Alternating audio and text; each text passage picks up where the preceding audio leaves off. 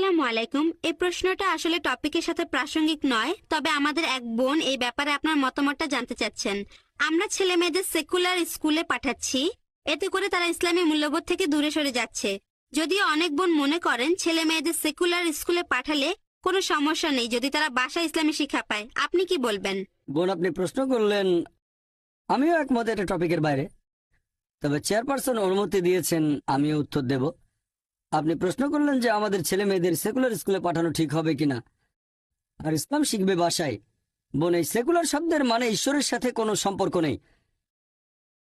যদি আপনার ছেলেকে কোনো সেকুলার স্কুলে পাঠান, সেকুলার মানে ঈশ্বর যেখানে গৌণ, তবে বুঝতে পারছি আপনি নন ইসলামিক স্কুলের কথা বলছেন, খ্রিস্টান মিশনারি স্কুল ইত্যাদি। তবে সেকুলার মানে ঈশ্বরের সাথে কোনো সম্পর্ক নেই। যদি এমন স্কুলে পাঠান যেখানে ঈশ্বরের গুরুত্ব নেই, তারা নাস্তিক, তাহলে সমস্যা হবে। স্কুলে শেখাবে ঈশ্বর নেই, বাসায় শেখাবেন ঈশ্বর আছে, বিরোধ তৈরি হবে, সন্তান তখন সমস্যায় পড়বে। এটা বাদে যদি অন্য কোনো স্কুলে পাঠান যারা ভুল জিনিস শেখায়, যারা আল্লাহ ব্যতীত অন্য কারো উপাসনা করা শেখায়, যেমন খ্রিস্টানরা প্রতিদিন সকালে যীশু খ্রিস্টের উপাসনা করে, বাসায় শেখালেন যীশু খ্রিস্টকে উপাসনা করা শিরক, সন্তান দ্বিধাদ্বন্দ্বে পড়ে যাবে। আপনি কি করছেন জানেন? এখানে সন্তানের জন্য সমস্যা তৈরি করছেন। এখানে তাই আমরাই বাবা মায়ের দায়িত্ব সন্তানকে এমন পরিবেশ দেয়া যেটা হবে সঠিক পরিবেশ। এখানে সন্তানকে বেঁধে ফেলছেন, হাত পা বেঁধে সুইমিং পুলে নামিয়ে দিয়ে বলছেন এবার সাঁতার কাটো। কিভাবে সাঁতার কাটবে? তাই বোন, আমি এখানে বলবো পার্থিব জ্ঞান আমাদের কাজে লাগবে, এটা গুরুত্বপূর্ণ।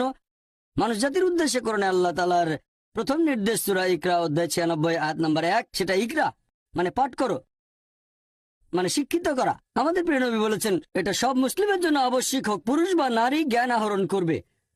তাহলে জ্ঞান অর্জন আবশ্যিক, দুটোই প্রয়োজন, ধর্মীয় শিক্ষা পাশাপাশি পার্থিব শিক্ষা, এই দুটোই গুরুত্বপূর্ণ। তবে সাবধান থাকবেন পার্থিব শিক্ষা গ্রহণ করার সময় ধর্মীয় শিক্ষা যেন পিছিয়ে না পড়ে।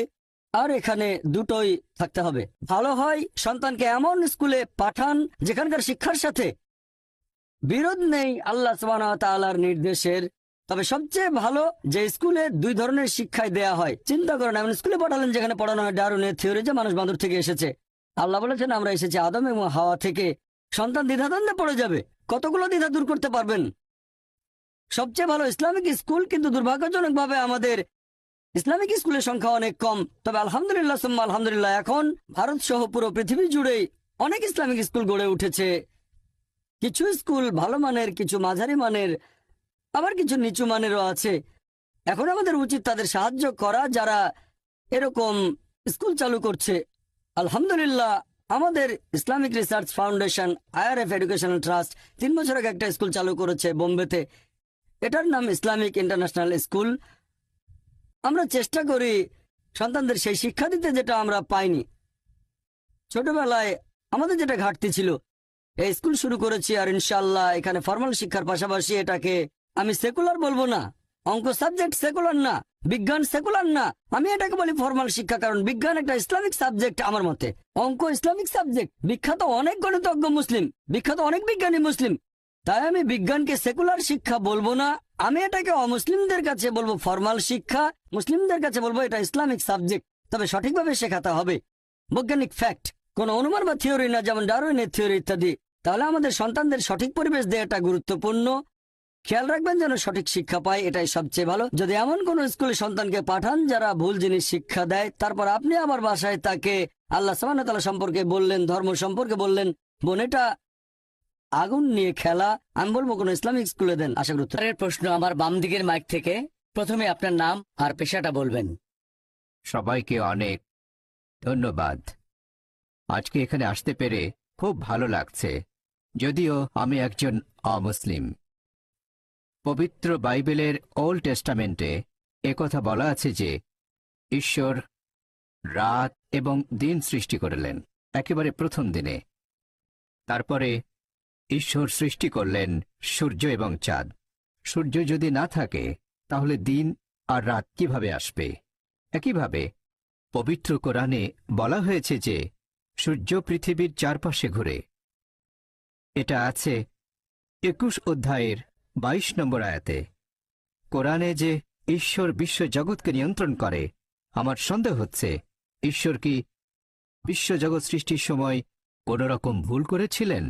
আর আমার মতে পবিত্র বাইবেল আর কোরআনের এই কথাগুলো আধুনিক বিজ্ঞানের বিরুদ্ধে। একটু ব্যাখ্যা করেন। ভাই আপনার নামটা বলবেন, আর কোরআনের ব্যাপারে যেটা বললেন আমি ঠিক মতো শুনতে পাইনি। প্রথমে আপনার নাম, আর কোরআন যে কথাটা বলছে যে সূর্য কোরআনের সূরা নম্বর 6 6 নম্বর সূরা কি সূর্য প্রদক্ষিণ করে? আপনি বললেন 21-22 অধ্যায় 21 আয়াত 22 অধ্যায় নম্বর 21 22 আয়াত 22। সূর্য প্রদক্ষিণ করে? না, সম্ভবত এটা 6 নম্বর সূরাতে। আচ্ছা, তবে 21 নম্বর অধ্যায়ের 22 নম্বর আয়াত বলছে ঈশ্বর বিশ্ব জগৎ নিয়ন্ত্রণ করেন। হ্যাঁ, আপনার মতে এটা বিজ্ঞানের বিপক্ষে যায়। হ্যাঁ, ভাই আপনি প্রশ্ন করলেন, বললেন যে খ্রিস্টানদের বাইবেল পড়েছেন আর বাইবেলের কয়েকটা অনুচ্ছেদ উল্লেখ করলেন, এরপর কোরআনের ব্যাপারে রেফারেন্সটা আপনি বলেননি। বললেন বাইবেলে আছে ঈশ্বর প্রথম দিনে সৃষ্টি করলেন দিবস এবং রাত্রি। আপনি যেটা বলেছেন সেটা আছে বাইবেলের প্রথম বইতে বুক অব জেনেসিস অধ্যায় 1 অনুচ্ছেদ 3। হ্যাঁ, বলা হয়েছে সর্বশক্তিমান ঈশ্বর দিবস এবং রাত্রি সৃষ্টি করেছেন একেবারে প্রথম দিনে। এরপর আপনারা আরো দেখবেন জেনেসিস অধ্যায় 1 অনুচ্ছেদ নাম্বার 13 থেকে 19 বলা হয়েছে যে ঈশ্বর সূর্য সৃষ্টি করেছেন চতুর্থ দিনে। আমি রেফারেন্সগুলো বলছি। এটা কি বিজ্ঞানের বিপক্ষে যায় না? আমি আপনার সঙ্গে একমত, এটা বিজ্ঞানের বিরুদ্ধে। আমি একটা ডিবেট করেছিলাম ডক্টর উইলিয়াম ক্যাম্বেলের সাথে আমেরিকায়। ডক্টর উইলিয়াম ক্যাম্বেল একজন মিশনারি আর মেডিকেল ডাক্তার, কোরআনের বিরুদ্ধে বই লিখে ডক্টরেট ডিগ্রি পেয়েছেন। আর সেই ডিবেটের টপিক কোরআন, বাইবেল অ্যান্ড মডার্ন সায়েন্স। সেখানে আমি এই প্রশ্নটা করেছিলাম, তিনি উত্তর দিতে পারেননি। তাই আমি একমত যে বাইবেলের বেশ কিছু সমস্যা আছে। এবার প্রশ্নের দ্বিতীয় অংশ, যে পবিত্র কোরআন বলছে সর্বশক্তিমান ঈশ্বর এই মহাবিশ্বকে নিয়ন্ত্রণ করেন। বাইবেলের ব্যাপারে বললে আমিও মানব যে বাইবেল প্রতিষ্ঠিত বৈজ্ঞানিক সত্যের বিরুদ্ধে। আপনি প্রশ্ন করলেন পবিত্র কোরআন বলছে আল্লাহ তাআলা এই মহাবিশ্বকে নিয়ন্ত্রণ করেন, সূর্য প্রদক্ষিণ করে, এটা আপনি বলেননি। সূর্য প্রদক্ষিণ করে। আমি এরকমই শুনেছিলাম, সেজন্য প্রশ্নটা আবার বলতে বলেছি। আপনি বলছেন না কেন? আমি শুনেছিলাম আপনি এখানে রেফারেন্স দিলেন অধ্যায় 21 আয়াত 22। রেফারেন্সটা ভুল, সঠিকটা হচ্ছে স্যার হ্যাঁ আমি বলছি সঠিকটা সূরা আম্বিয়া অধ্যায় 21 আয়াত 33 আয়াত নাম্বার 22 না, আয়াত 33। এই যে কোরআন, আমি কথা বলছি মেমোরি থেকে, তবে আমি কম্পিউটার নই। না স্যার, আমি আবার প্রশ্ন করবেন? আমি উত্তরটা বলছি ভাই, আমার কথা শেষ হওয়ার পরে আপনি যত খুশি প্রশ্ন করতে পারেন, কোনো সমস্যা নেই। আপনি প্রশ্ন করেছেন, আমাকে উত্তরটা দিতে দেন। উত্তর শেষ হওয়ার পরে আমাকে আপনি আরো 20টা প্রশ্ন করবেন। যখন প্রশ্ন করেছিলেন আমি মনোযোগ দিয়ে শুনেছিলাম, এখন আমার উত্তরটা শোনেন। আর উত্তরের শেষে আপনি যত খুশি প্রশ্ন করতে পারেন। আপনাকে অনেক সময় দেবো, যদি চেয়ারম্যান রাজি না হন তাহলে অনুরোধ করবো আরেকটু সময় দিতে। আপনি খুশি মনে এখানে এসেছেন, আমরাও খুশি এখানে আপনি এসেছেন।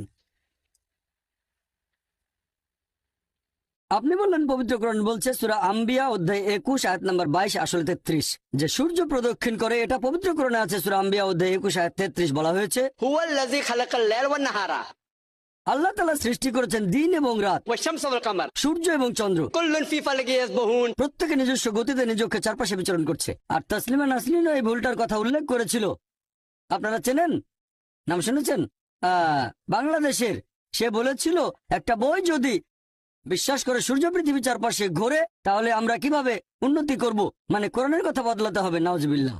আসলে তাকে দৃষ্টিভঙ্গি বদলে সঠিকভাবে কোরআন পড়তে হবে। পবিত্র কোরআন বলছে হুয়াল্লাযী খালাকাল লাইলা ওয়ান নাহারা আল্লাহ তাআলা সৃষ্টি করেছেন রাত এবং দিন, ওয়াশ-শামস ওয়াল কামার সূর্য এবং চন্দ্র। কুল্লুন ফি ফালাকি ইয়াসবাহুন। প্রত্যেকে নিজ গতিতে নিজ কক্ষপথে বিচরণ করছে। কোরআনের কোথাও বলা হয়নি যে সূর্য পৃথিবীর চারপাশে প্রদক্ষিণ করছে, কোথাও বলা হয়নি এটা। পবিত্র কোরআন এখানে বলছে সূর্য এবং চাঁদ প্রদক্ষিণ করে আবর্তিত হয়, কোথাও বলা হয়নি পৃথিবীর চারপাশে। এই আয়াতে পৃথিবীর শব্দটা কোথাও নেই। বলা হয়েছে হুয়াল্লাযী খালাকাল লাইলা ওয়ান নাহারা আল্লাহ তাআলা সৃষ্টি করেছেন রাত এবং দিন, ওয়াশ-শামস ওয়াল কামার সূর্য এবং চন্দ্র। কুল্লুন ফি ফালাকি ইয়াসবাহুন। প্রত্যেকে নিজ কক্ষপথে বিচরণ করছে। আমি স্কুলে থাকতে পড়েছিলাম যে সূর্য প্রদক্ষিণ করে, নিজ অক্ষের চারপাশে প্রদক্ষিণ করে না।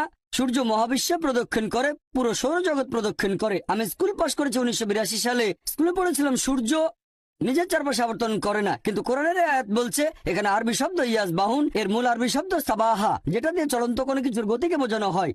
এই সাবাহা শব্দটা দিয়ে যদি মেঝের উপর থাকা কাউকে বোঝায়, তার মানে এই না যে গড়াচ্ছে, সে হাঁটছে এবং দৌড়াচ্ছে। যদি এই শব্দটা দিয়ে পানিতে থাকা কোনো লোককে বোঝানো হয়, তার মানে এই না যে সে ভাসছে, এর মানে সাঁতার কাটছে। আর আল্লাহ যখন এই শব্দটা দিয়ে গ্রহ নক্ষত্র বোঝাচ্ছেন, তার মানে এই না যে সেগুলো উঠছে, এর মানে সেগুলো নিজ অক্ষের চারপাশে আবর্তন করছে। তাহলে কোরআন বলছে যে সূর্য এবং চন্দ্র প্রদক্ষিণের পাশাপাশি তারা নিজ অক্ষের চারপাশে প্রদক্ষিণ করে।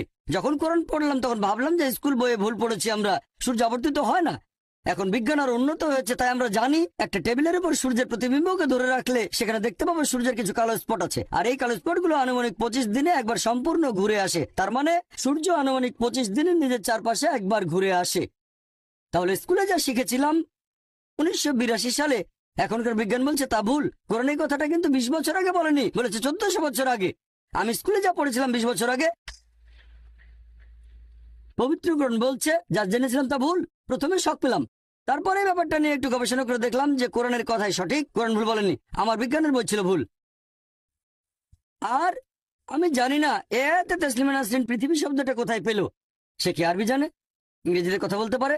ইংরেজি অনুবাদেও পৃথিবী শব্দটা নেই। সে মনে করেছে কোরআন বলছে সূর্য প্রদক্ষিণ করে, তার মানে পৃথিবীর চারপাশে প্রদক্ষিণ, এটা তার অনুমান।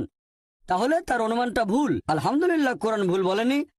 আর আমি আপনার সঙ্গে একমত যে আল্লাহ সুবহানাহু ওয়া তাআলা এই মহাবিশ্বকে নিয়ন্ত্রণ করেন। আর এই কারণেই ফ্রান্সিস বেকনের মত অনুযায়ী, ফ্রান্সিস বেকন একজন বিখ্যাত দার্শনিক, তিনি বলেছেন বিজ্ঞান সম্পর্কে কম জানলে হবেন একজন নাস্তিক, তবে বিজ্ঞান সম্পর্কে গভীর জ্ঞান থাকলে এক সর্বশক্তিমান ঈশ্বরে বিশ্বাস করবেন। আশা করি উত্তরটা পেয়েছেন।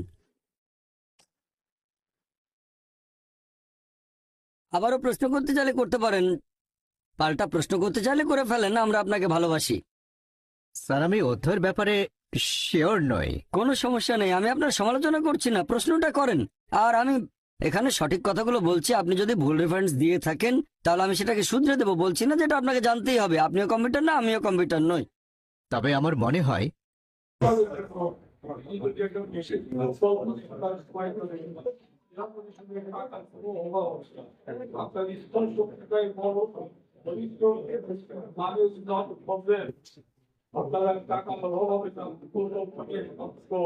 আপনার সময়কালে প্রত্যেক ইন্ডিয়ানে একটা বৈদিক সংবিধানের বড় একটা অবস্থা প্রত্যেক সময়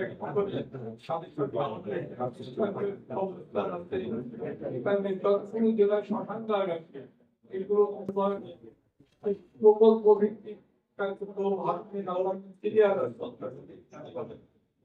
টাকারও অভাব হবে না। এইগুলো কিন্তু আমি সাথে সাথে দেখেছিলাম আপনার ট্র্যাডিশনাল কাজ এইটা করে সময় দিয়ে আমাকে ধন্যবাদ। ধন্যবাদ আমাদের ভাইকে। এরপরে আমন্ত্রণ জানাচ্ছি চুয়াডাঙ্গা দায়িত্ব বলবেন আলমে ইসলামের নেতৃত্বে আমাদের মাঝে এসে উপস্থিত তাদেরকে স্বাগত জানাচ্ছি। এবং এছাড়া আমাদের জন্য ইসলামের সম্মানিত বাবা সদস্য মহানবী মানিক এসেছেন, তারা সবাইকে করতালিতে তাদেরকে স্বাগত জানাই। আলমে ইসলাম নেতৃত্বে কোন দলকে অনুরোধ করছি আপনি ভূমিকা আসছেন।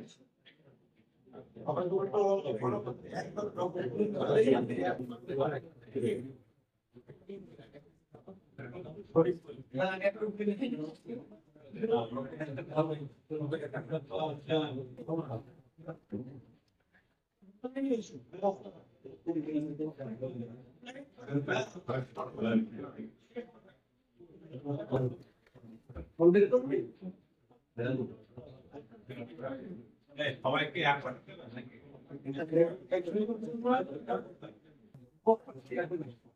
அது எனக்கு சுத்தம்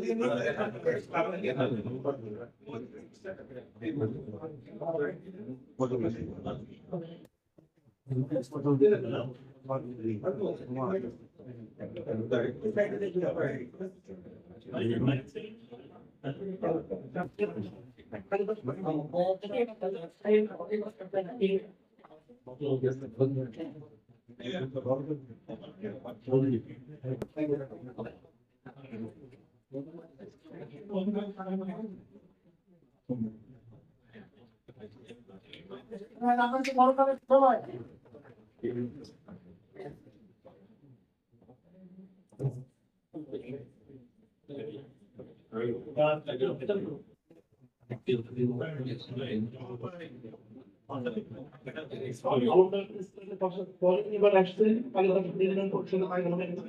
আসাদুল হক নিতা আসাদুল হক নিতা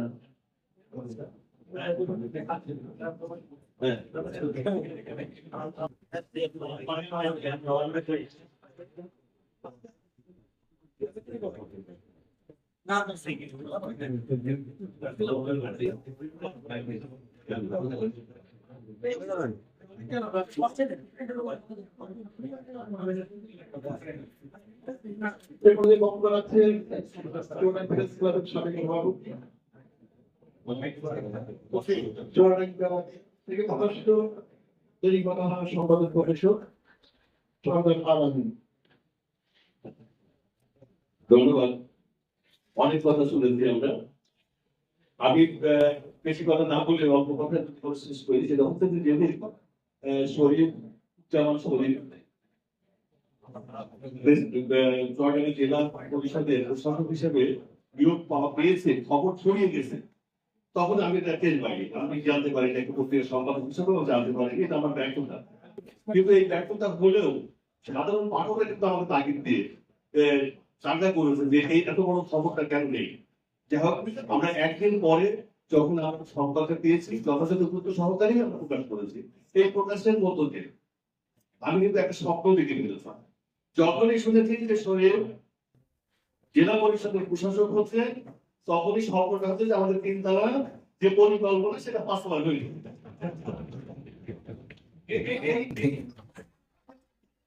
মানে তিনতলার উপরে তারতলায় আমাদের খেলার যে আয়োজনটা সেটা হয়ে গেছে। আমাদের যে পরিকল্পনা আমাদের প্রিন্সিপালের সকল সদস্য বলতেই এই শব্দটা দীর্ঘদিন ধরে লাগতো, সেটা বাস্তবায়নের পথে। আমরা বলবো না যে সেটা পেন্টিং, আমরা এখনই শুনবো। আমরা চুয়াডাঙ্গা প্রেস ক্লাবের একজন সম্মানিত সদস্য, তিনি চুয়াডাঙ্গা জেলা বিএনপিরও সাধারণ সম্পাদক। আমরা তাকে নিয়ে একটা সংগ্রাম ফাইট করে জিততে পারিনি, তার মানে এই না যে আমরা হারিয়ে গেছি। আমরা বলিষ্ঠ হয়েছি, আগামী দিনে আরো বলিষ্ঠ এবং শক্ত অবস্থান অর্জন করব। সেই দিকগুলা বন্ধ করে এই আশাবাদ ব্যক্ত করে এই প্রতিশ্রুতি আমরা দিতেই পারি। আমরা সবসময় জানি আমরা শরীরের উদ্যোগেই আমরা কিন্তু প্রেস ক্লাবের উপরে যে আপনার কোনটা ছিল সেটা কেটে দিয়ে এখন শুধু আমরা বলছি।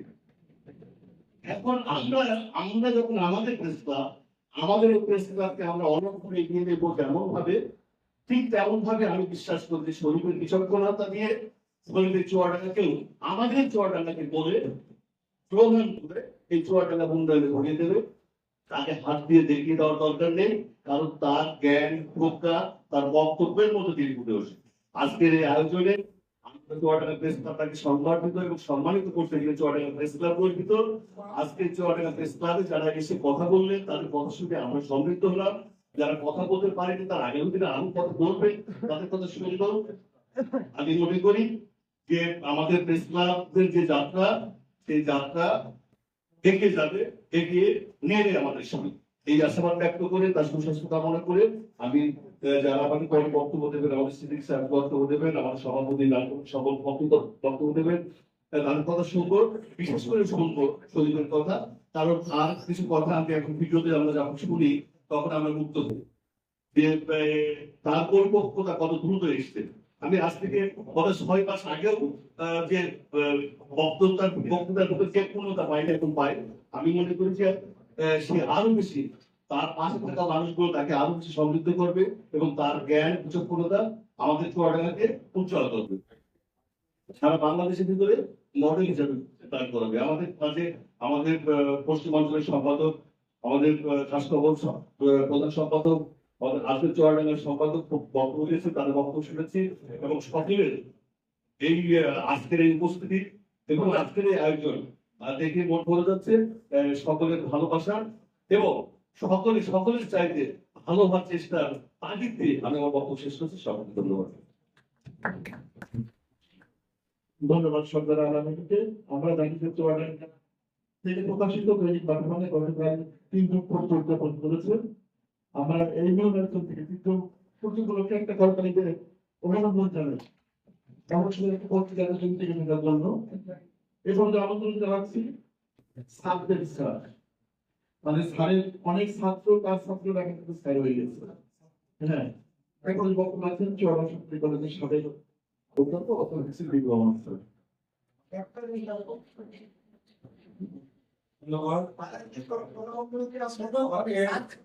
আগে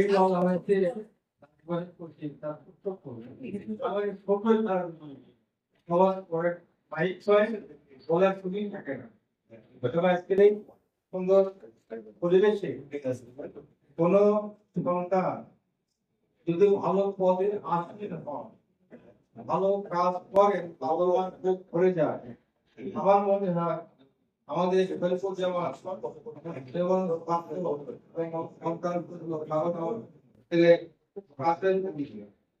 তো তার তার বিভিন্ন কাজ ভালো কাজ হবে, আমরা সবাই তাকে সাহায্য করবো এবং আমরা সবাই তাদের পরিবার হেল্প করবো তাকে সবাই যারা আজকে বাংলাদেশ আয়োজন এই অনুষ্ঠানে আমার পুলিশ জামাত ছাত্র